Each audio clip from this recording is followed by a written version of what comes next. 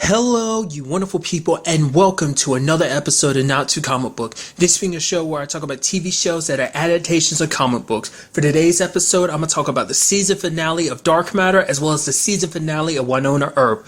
Like always, if I'm talking about something that you want to listen to, you can always look in the description down below. I include the time when I start talking about each of the respective shows. So for example, if you want to hear what I say about the season finale of Dark Matter, you can skip to what I have to say about the season finale of Wynonna Earp. But the first thing I'm going to talk about is the season finale of Dark Matter. A very, very good season finale. A lot of stuff went down, so we're just gonna have to break everything down. Obviously, like, the main thing of the episode is, like, they found, well, first of all, Rio, two didn't kill him. I kind of already got that spoiled for me because I kind of caught a glimpse of, the preview for this episode, so I already knew, like, last week that she ended up not killing him. But I love there's kind of a line she says later on in the episode. She's like, oh, I was ready to kill you. It's like, no, you weren't. Like, no matter what, even if she wanted to, even if she had decided in her head, like, she was going to kill him, she still couldn't do it because of all the history between her and Ford. No matter what the circumstances, all the bad stuff, all the bad blood between them, that's still, like, in her eyes, that's still Ford. That's still the person that she considers a companion who's a part of this band of misfits. It's a part of this family, So I don't think ultimately, like, she was ready to kill him. But that's just my opinion. Maybe she really was. But aside from that, they're all taking down the Phoenix Project run by Ferris Corp. Sadly, the whole situation ended up being a trap. I do appreciate that, like, legitimately, like, Truffaut shows up and it's like, yep, okay, like, Three's like asking for a reward and everything. She's like, more money than you'll ever be able to ever be able to deal with in one life. And she's basically telling everyone else, like, if we don't do this, Ferris Corp kind of wins and everything. So it's funny that ultimately it's like the only one who's really getting a prize out of this is Three. Everyone else is doing it for the goodness of, like, the universe and everything, not letting, Ferris Corp win, so. But when it came down to them being captured and everything, multiple things. One, the whole two being, like, infected, not a surprise. So kind of had a feeling the moment, like, that lady was like, oh, don't worry, you're going to help us whether you realize it or not. Basically something like that. I was like, she's one. Like, at first I was like, oh, is she actually, like, with Irina, that she's like some, like, android or something sit there in that, for that sake to help, maybe, it's part of the revolution and everything. It was going to help out too. But in the moment, like, Six got there and to save her and there's no one else in the room, she's just left alone. I'm like, she's infected with one of those alien things. Turns out to be the case. I mean, she is the perfect host no matter what because she is a simulant and everything. So it makes you wonder, was everything kind of planned out for that to be the case? I mean, obviously, I'm skipping around the episode a lot, but Six's sacrifice at the end, like blowing up with the blink drive, leads to, the aliens being able to enter our world and everything. So it's just so interesting to see that basically they have so many contingencies planned. Obviously, because we already know that all the simulants have been, like, introduced to all these different groups and everything for the sake of they've been put in these high-ranking positions just for all this. Like, even with that doorway closed, they had contingency plan upon contingency plan. I mean, because they've been probably planning this for a very, very long time. So even that setback of their one gate blowing up wasn't enough to stop them. Kind of figured it wouldn't be, but it's kind of interesting that this was all laid out for that purposes. The betrayal and everything was kind of, well, more so than anything, it was two that kind of helped push everything into, she's possessed and everything, but she kind of helped put everything, in line for everything to happen. So, which does beg the question, immediately my brain goes, I don't know if Six is dead or not. He might be, but with the whole blink drive situation, it's hard to say, like, he didn't just blink out into, like, another reality or an existence. Maybe he's kind of stuck in between or something. Maybe that's something we'll kind of find out. If not, that would suck. Once again, the group gets more people, then it gets whittled down. Then there's more people, then whittled down, just back and forth. So I hope not. I hope he's not going. But then again, you had, Future 5 being like a lot of stuff happened to him. So maybe losing Six is the next step. But I like to think with the whole blink drop thing, it's so unpredictable that most likely, I mean, we've seen what they've done, They've crossed into alternate realities. They've crossed into kind of in-between states before. So who's to say this is any different? I mean, considering what happened, what it caused, I mean, maybe he is dead. I don't know. It really sucked, especially for 5, because obviously out of anyone, she cares the most for 6, too. I mean, everyone does, but it's just like her and, like, 6 had that big connection. So But the other thing I was bringing up earlier about the whole like trap situation, what I love is that lo and behold, who is Truffaut's inside man in this whole Ferris Corp situation? Oh, it's freaking Wexler. Of course. That rat. Of course he's going to be involved in all of this. I even love it that later on Portia's like, I should have figured. She's like, I'm actually surprised that he'd actually have the balls to actually betray me and stuff like that. So and 3 had a point out, I was like, well, considering the last time you were kind of using him up as bait and willing to let him die and everything. So it's like, I mean, I'm sure he wasn't really a big fan of that. So it's kind of interesting to see. I mean, especially when you know the crew's experience with Wexler, not just this Wexler, but the other Wexler, because let's not forget the alternate reality Wexler does know that that 2 did space him and everything. So, I mean, because what's so interesting about that is basically 5 is like, now, like, 2's kind of knocked out because she's still possessed by that thing. I'm curious, will it be harder to get it out of 2 considering she's a simulant and like their bodies were meant to be possessed by these things? Like maybe it'll be a little harder to get it out of her compared to anyone else. And how's Sue gonna feel like at the end of all this, because she's gonna blame herself because it's like all this happened because of her, plus 6 possibly being dead is also on her too. So I mean, especially because, like, for 2, she's the leader of the group. She feels responsible for everyone. That's something like the conversation her and 6 is actually kind of interesting because her and 6 had that very conversation at the beginning because she felt so disheartened about what happened, finding out what happened to Nick. She blamed herself because it's like she's the captain. She's responsible for everyone and everything. Like basically everything relies on them. But remember, 6 had to be like, no, like we're in this together. It's not just you that this all falls on. We're in this together. We make decisions together. So, but also like that leaves 5 on the ship. Well, obviously the android is there. I mean, she's down for right now. But on top of that, there's Rio by her side, which is like, there's still that circumstance, which 5 is kind of like, I think on, like, she even said it last episode, her and 6 were kind of on the fence about the situation. Like, yeah, Rio's got to pay for what he's done, but he doesn't deserve to die. But the other 3 were kind of all okay with it. So, and she did refer to him as 4, which, 6 quickly will correct her is like, you mean Rio. So I think no matter what, she will always look at him like that because, I mean, I think much like 2, she just can't break that. I don't think a lot of them can. I'm actually quite surprised it still didn't come about, the whole situation of 3 learning the truth about Sarah again. I'm surprised 4 didn't go, oh, 3, so you're okay with me? I'm surprised he didn't have like a moment like that. I mean, granted, who's to say that's not something that could happen in the future?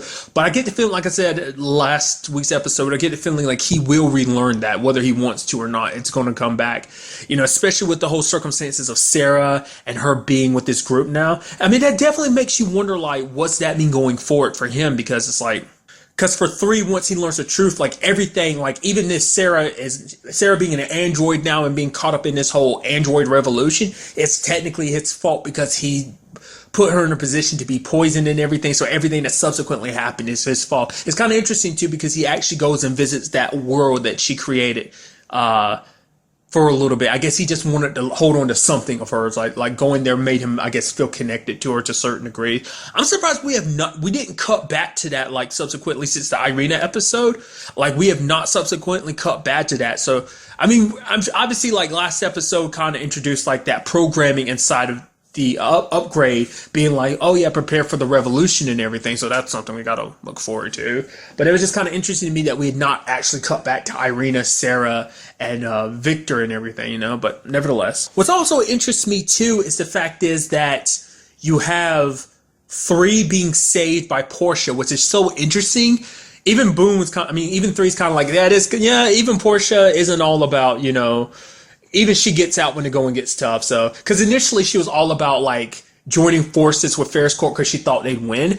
But then again, I think she based that all on her world and her reality, which then immediately my brain goes, well, maybe I think, and it's something I brought up before when it came to these aliens invading and everything. Did they never invade her world? I'm pretty sure they didn't, because that reality is another dimension. So this is one dimension and their alternate reality is another dimension. So crossing over into this dimension would mean crossing, like, they would have to go from this dimension to that dimension. So it's not, time doesn't affect dimensional changes. Like, it's hard to say. It's hard to really like phrase that the way I'd want to. I hope that makes sense. Like, it's not like it's 100% set in stone, like them coming to invade this world. So obviously it happened in that reality too. It's like, no, this is like another dimension crossing over into another dimension. And yes, between this dimension and the alternate dimension, there's some time differences to a certain degree. At least that's been my understanding of it. Maybe I've been completely wrong and kind of like misinterpreting it, but I would think so, considering the fact is that everything that alternate reality Raza knows. But then again, it's maybe because of everything that went down, like because of things kind of working the way they did in the alternate reality, maybe the timetable moved up. So maybe it's not even that the time it's off balance. Maybe it's a sense of time is the exact same. It's just things moved faster because things progressed differently in the alternate reality. But my point is, because of the whole like things working differently because of the alien invasion and stuff like that, and obviously them interfering with two, like this, the tides of this war are very different in its reality for many different reasons and many different factors. Plus the fact is the Raza are good in this world compared to being evil in the other alternate realities. The whole point I was trying to make and get to earlier, but the point I'm also trying to make is, I'm curious why she decided to save 3. She could have left him. It's like, you have Boone, but I guess no matter what, even if it's an alternate reality, she still cares about him nevertheless. So I think that's so interesting. And it's actually kind of sad too that the group is divided again. It's like at the end of every season the group gets divided, you know. First it was going off to prison, but even then like 5 and 1 were separated from everyone else, along with 6 because he was dealing with his whole issue. Season 2 everyone was divided, and now everyone's divided or possibly dead in this circumstance. So it's kind of like, it's rough. I mean, and this episode also did an interesting thing too, where it actually, I feel like this is the first episode that really went like big, like space battle, like you see ships attacking stuff. Like I feel like obviously like it's a small part of a lot of episodes, but I feel like this is the first time it's ever been like so many ships firing. Like basically you kind of see a little bit of the makings of a war happening. You have like some of the surviving Ashita people, led by Teku, you know, from orders from Rio, combined with the Raza, combined with some Mikkei ships and everything like that. So, like I said, a crazy good season finale. But I'm very curious to know what this means for the future. I don't know if the show is being renewed for another season. I'm hoping it is. And if it is, like, I would love to, like, it's going to be so interesting going forward, because it's like, this is invasion. It's been a war between the different corporations, but now aliens have invaded. So what does this mean for everyone? Does this mean Ferris Corp has to back down and be like, okay, you know what, all the corporations, Mikkei, Traugott, even though Traugott betrayed Mikkei, even though they had their own problems with Ferris Corp, but maybe it was, you know, it was like, hey, we're most likely to survive if we join with Ferris Corp. It's like, oh, everyone's got bad blood. It's actually the best time to invade. It's actually like, you know, once again, this whole like contingency plan, they knew specifically when to attack when like everyone's at their weakest, because, you know, this is a big battle. And now like the whole process ended up, you know, with the Blank Tribe ended up destroying all of the Phoenix Project ships. So Ferris Corp's like artillery is heavily decreased because they're already spread very thin. Like these ships were supposed to be their trump card, and now that's kind of been wiped out. And Mikkei's already dealing with other attacks from other people trying to get them while they're trying to deal with this whole situation, you know, being betrayed by Traugott and everything. It's just the things stacked on top of each other, and it's like no one is at the top of their game, and this is the perfect time for these things to sweep it and wipe everyone out. Like I said, you have the Raza in a state it has. It's the only people standing right now. Obviously, like I said, 2 and the Android are down for now, but the only people left standing on the Raza is Rio, Emily, and Wexler, which is weird to think about, but that makes me go, wait, does that mean Wexler is going to be permanent part of the crew at the very least for now, possibly?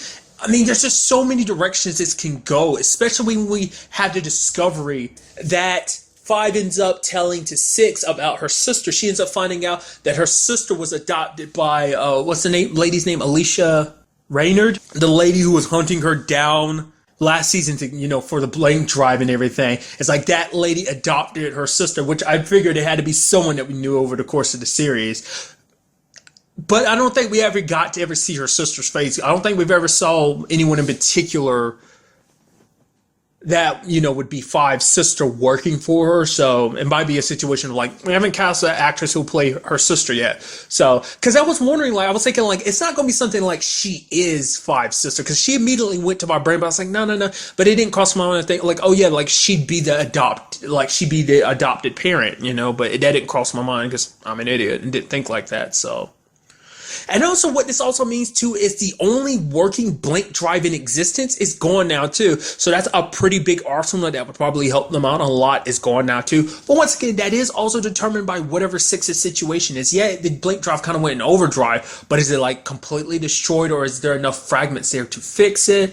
I mean, plus, like I said, there's this whole android revolution. There's so much going on. And I'm curious what's going to go on with the android revolution and this alien invasion at the same time. And like I brought up earlier, literally a war between the corporations is going on. There's so much happening. And 3 major events are hitting like this universe all at the same time, and it's going to have drastic effects. Like I said, I hope this gets renewed for another season because it's going to be crazy to see what they do with the story going forward with this. Like I said, the crew is broken apart, and I'm very interested to see them come back together through all of this and what stories await us, await for us in the next season.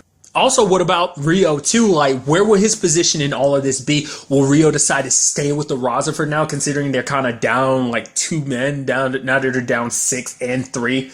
Even if 3 situation is only temporary, but still. And where is Portia going to take him? Is she going to meet back up with like Boone or what? Like, what is her plan? Where does she go from here? Especially now that the alien invasion is happening, and I'm sure it's going to spread all across the news. And then 3 is going to be like, well, crap. And then I'm sure Portia and them are going to want to get out, but it's not like they can go back to their world. They're kind of stuck here too. So. But getting back to what I was saying about 4, it's like because, you know, Teku was all about like, oh yeah, there's people on Zyron still loyal to you. We got some of our fleets, granted, it depends on how many got destroyed when the aliens kind of popped up at the end of the episode. And so Teku's going to all be about, you know, about retaking this place. But once again, it's a situation where everyone's going to have to come together no matter what, because there's a new, bigger and more deadly threat, especially when it's a situation where it's like, the simulant situation of like you never know who you can trust, because who's to say who the people you're relying on aren't already simulants, and these things can already possess people anyway. It makes you wonder, like, they're coming in ships and everything. Do they already have like bodies from their other world, maybe like the world they were living in for like the billion years or whatever, that they basically eaten down to its bare bones? Maybe like they possess the bodies of the beings from that world, or maybe they just are the shadowy things that we've seen so far. Either way, like I said, I am curious to see, like, if it is getting renewed for another season, where all that would take us. So. And now moving on to the season finale of Wynonna Earp, a fantastic season finale. So much stuff went down, and so let's just get started and breaking it down. For one, obviously, like, everyone's overjoyed that Wynonna's back, and I love that it's such a desperate situation, and it's like, okay, the team's coming back together. It's like Wynonna's like, no more dying, no one dies. Okay, we're together, we're gonna fight this, and I gotta go to use the bathroom. It's like she's pregnant and everything, and she's literally about ready to pop. So it's like, okay. You know, she's got, like, it's just the ultimate situation of there's so much on her plate. She's got to deal with the baby situation, plus she's got to stop the sisters. I mean, obviously the whole Clooney waking up situation too. There's just so many different things. And I love the conversation of her being like, oh, the baby's ready to come out my vagina. Yes, Jeremy, I said vagina. And then when it was like, oh man, what about Doc? Is Doc okay? And then you have Jeremy be like, no, I know he's okay. I can feel it in my groins. And then everyone just kind of turns to him and it's like, okay, Jeremy, just because you said that, I'm going to say the word vagina again. Everyone working together to kind of put this to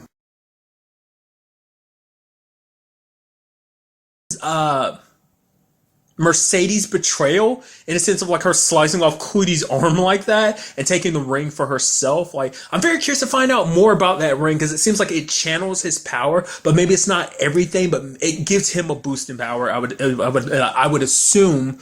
And it seemed to kind of heal Mercedes to a certain extent, because like all her ness, I don't know, that's how I'm describing it, her ness, it all kind of got healed up and she looked differently. probably like the coolest point of the episode was that thing where like Doc is like, okay, if it means stopping stopping Wynonna from being a puppet to the demons or protecting their baby, is like he'll kill them before he lets them be used or taken by them. And they were like, you have Mercedes being like, oh, it's a bluff, and a bluff. I'm like, are you really about to do this? I'm like, what's the plan here? Do you think that? I was like, okay, so they're planning on having one of those two step in at the last minute to stop it. It's like, nope, fire the bullet. I was like, what's going on? And then they use the special bullet, which I haven't even talked about yet. But Doc hits that special bullet. It splits in half and kills both Beth and Mercedes. I was like, dude, that was freaking sick, dude. Side note, it sucks for the real Mercedes because I would assume that means she's never getting her face back. I mean, like, I'm curious, like, could her face, like, grow back or what? Or is she permanently screwed forever for that? I mean, she's still alive and everything. She just doesn't have her face anymore. Her family's kind of in shambles, too, because her brother's dead and her sister's dead. So it's like, it's pretty rough on both fronts on that part. Plus, she has no face, so even worse. But that was pretty cool, too. I think I've kind of talked about that before, learning more about how... Maybe that's something we'll kind of learn about more in the future. Because it's nothing that's really been tackled before, like where Peacemaker comes from. Because we end up finding out that the plate thing is connected to, because it's like the moment Peacemaker got near it, it started glowing, and then so did the plate. So it brings up the question of like, we never really talk about their creations or whatever. So it's just kind of interesting, but it's like got the Iron Witch to kind of forge it into a single bullet. So it seems like we're on good terms with her for now, because that was something I brought up last episode. Like, where is she falling in all of this, of what she did, kind of wiping Wynonna from existence and everything. It's like, no, I'm sorry. I blamed you for my sister's death and everything. It's like the only reason we're not kicking your ass is because of your sister, because your sister was good. You're like not your sister at all. So I'm guessing we might be seeing more of her in the future. Because it's kind of like you kind of owe us now because you try to rewrite history and everything. You did a shitty job at it, but you still try to do it and try to wipe me from existence. So, and that's kind of something I want to allude to really quickly too. And it's because it's always an interesting thing about Doc's character that I feel like you really notice it this season too. It's like Doc is kind of depressed and everything. He's like mortal now for the first time, and it's just like he feels it, he breathes it. It's like, yes, he's always like...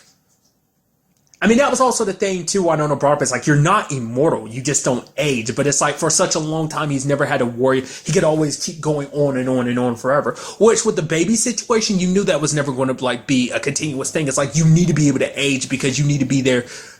Because if he didn't, he would end up outliving both Wynonna and their baby. So, but you see him kind of end up, like, sulking about it. But then you have Dolls being like, Wynonna's back. And he's like, right? What? All right, I'm up here whining about that. It's like, yo, let's go to Wynonna. The baby's getting ready to be born and everything. And like I brought it up in a previous episode with the whole Nicole situation. I was like, 2 episodes ago? He was kind of drinking and stuff, getting drunk and everything. But the moment Wynonna was like, it's about Nicole, she's hurt. It's like, all right, let's get to work. Like, he gets his shit together when the time comes. And I always think that's an interesting thing about Doc's character. And I feel like that really kind of shone through this season, So I just thought that was kind of an interesting thing I just kind of want to quickly tackle. Gosh, so much other stuff went down in this episode.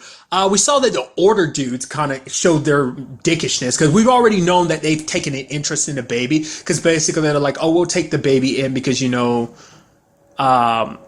for their own reasons. For them, it's like, they're the Order. They're here to protect, the Ghost River Triangle and everything. They've got their own war to fight and everything. They don't want to get mixed up in Wynonna's. And it's like, oh, we'll take the baby and everything because the baby's not safe in Wynonna's hands, because, like, Wynonna's who she is, and she'd never take the baby. She'll screw up the baby like she screwed up her own life, which pisses Dolls off, and he ends up burning them. I mean, rightfully so, because we also ended up finding out they killed Wynonna's doctor, just because they don't want anyone to know about the baby, because the baby will be their big secret. They'll keep it and raise it. Who's to say, someone else, specifically Clooney, doesn't track you down and kill you anyway? Because this baby will have many people after it for multiple reasons. Because for one, the baby, I mean, let's talk about it, is not, what the dude's name, Jonas? It's like, oh, the baby might be half revenant, half human. Turns out it is 100% Doc's baby.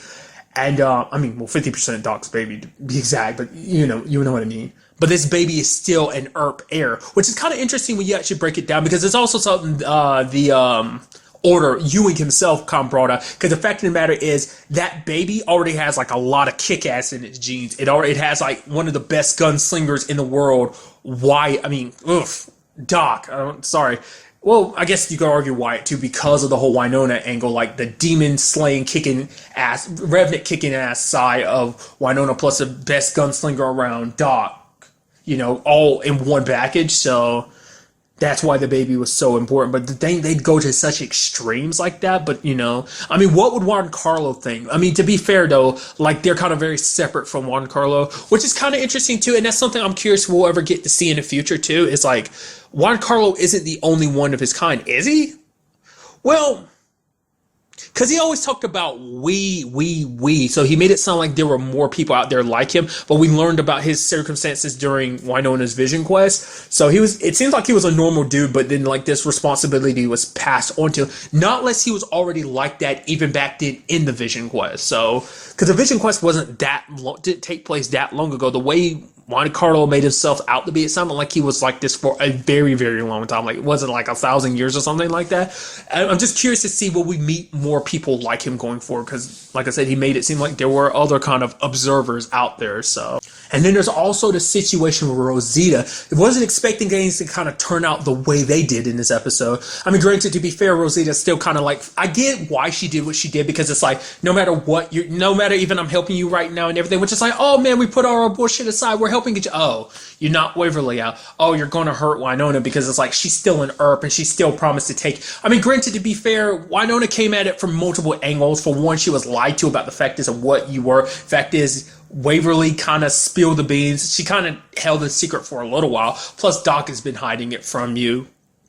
Plus, you need to put every Revenant down to make sure that you can break the curse. Once again, I'm curious what will happen. The question brings up, brought up again. What happens if Clutie's put down? What happens to all the other Revenants? Do they automatically go back to hell? Do they get cured? Are they freed from this whole hell situation? Nevertheless, but for Rosita to do that, and it's so sad because she was like, she didn't want to hurt Wynonna, but I guess it was her only insurance, because she's like, oh, you know how important this baby could be? Like, this baby could be my ticket. Everyone's going, the Order, the Revenants, everyone's going to want this baby because of how special it is. And, Rosita ended up getting away, but we're definitely going to be seeing her in the future, because the fact of the matter is, it's not, because I didn't even think about it at the time because I was an idiot. It's like, right, she is a Revenant. She can't actually leave the Ghost River Triangle, so she's still there somewhere. She can't hide forever, but so eventually Wynonna and them will catch up to her. I'm just curious about the circumstances. I wonder will Doc, I said that weird. I wonder will Doc get in the way or not, because the conversation came up of like, oh, Doc loves you. It's like, no, he doesn't.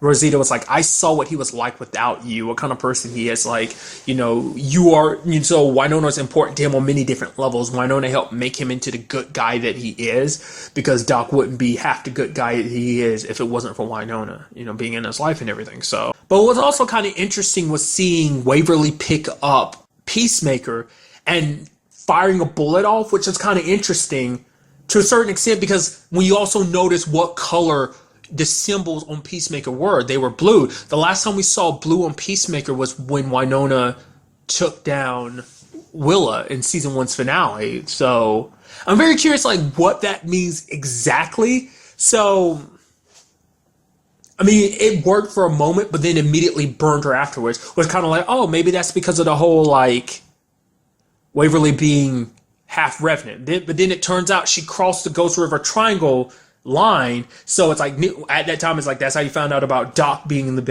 baby daddy and her not being half Revenant.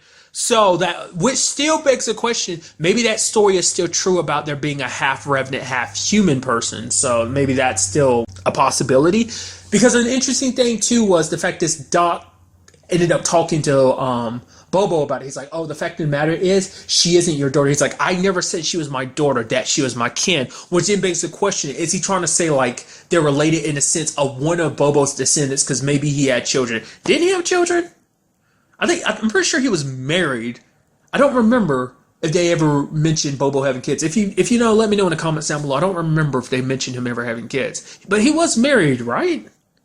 Or am I wrong about that too? Nevertheless, either way, maybe he had a kid and or kids, and they eventually had a family and or families of their own. Eventually down the line, whoever Bobo's descendant was ended up being with Waverly's mom. So she's not half Revenant, nor is she an Earp. But she did use Peacemaker, but maybe that's because Wynonna kind of called out to it. It's like, let's get to the word. She is, because ultimately she ended up saying it. No matter what the circumstances are, no matter, it's like, you might not biologically be, my sister, but you're still an Earp. That's still her sister no matter what. I figured, Wynonna would always feel like that. You can tell, that's still her little sister no matter what the circumstances are. So, but this is also like a sad episode on so many levels because Wynonna had to give up her baby, who she eventually named Alice, because for her baby will never be safe in the Ghost River Triangle, but she can get her baby outside of the Ghost River Triangle where no Revenant can follow. They may know all about the baby, but the fact of the matter is no one can actually get to her because none of them can follow, so...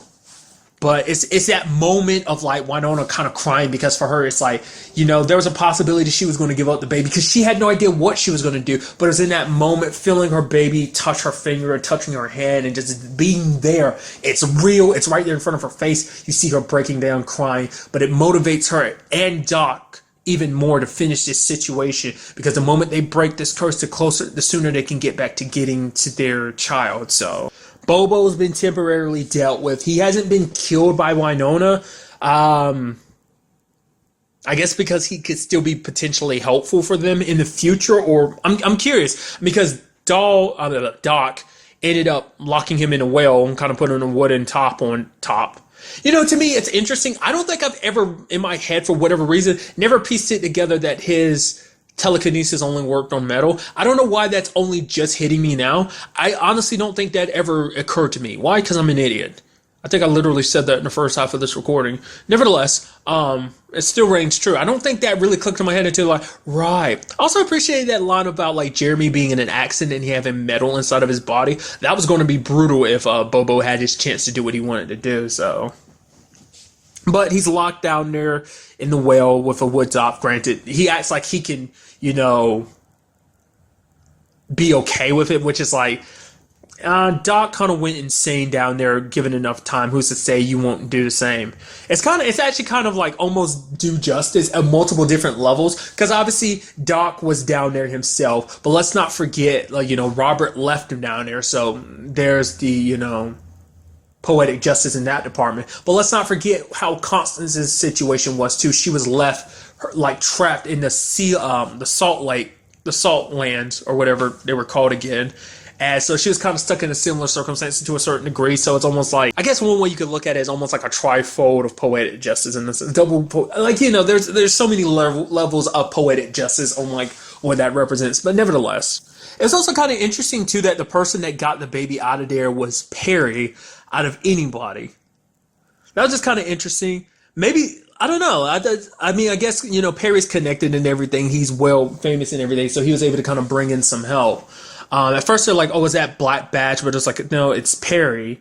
I'm very curious to see what happens to the whole baby situation because there's a part of my brain that's like, are we going to do kind of a fast forward situation and the baby's going to come back older or something? It's like, no, I think the baby's just going to stay a baby for the course of the series until the very end where Doc and Wynonna can hold the baby in their arms and kind of raise her. It's going to be interesting going forward too when it comes to Doc as well, him struggling with this whole mortality situation. You see it already hitting him hard in this episode. He had fight in him to kind of keep him distracted, but now going forward, that's definitely going to be a heavy burden for him to carry since he's never really had to worry about it too much. It's like always one step closer to death's door. He already lived a lot of his life, his original life like that, and he never had to worry about it for such a long time, but now he has to worry about it again. But for him, he's not going down anytime soon because his baby's, not until his baby girl is back with him and her mom. Which we also learned an interesting thing too, because I didn't realize this was kind of correlate, is when Doc died, he ended up saying this to Wynonna. He's like, oh yeah, I saw Wyatt and he's so proud of you. Which now, in retrospect, is 100% bullshit because he ends up telling Bobo he went to hell. He's like, ultimately, that's what he has waiting for him. So that this whole mortality situation will hit him even more. Granted, I'm sure he's not going to tell any of them that. But when it's all said and done with all the bad stuff that he's done, all the deals he's made, having made a deal with a devil himself, that being Constance, he wasn't going to let Wynonna or her baby, be bargained as a situation between, Mercedes and Beth like that. So I mean, there's also the big reveal at the very end of the episode too, that you have Wynonna visiting her mom, which begs the question, like, has Wynonna? Because something that crossed my mind is like, has Wynonna always known where her mom was, at least some time being? Because I think because Wynonna never really gave too much heed to this whole demon situation, because she already thought she was crazy anyway, and I'm sure, like, she always believed it, but at the same time just kicked it out of her head because she didn't want to believe it.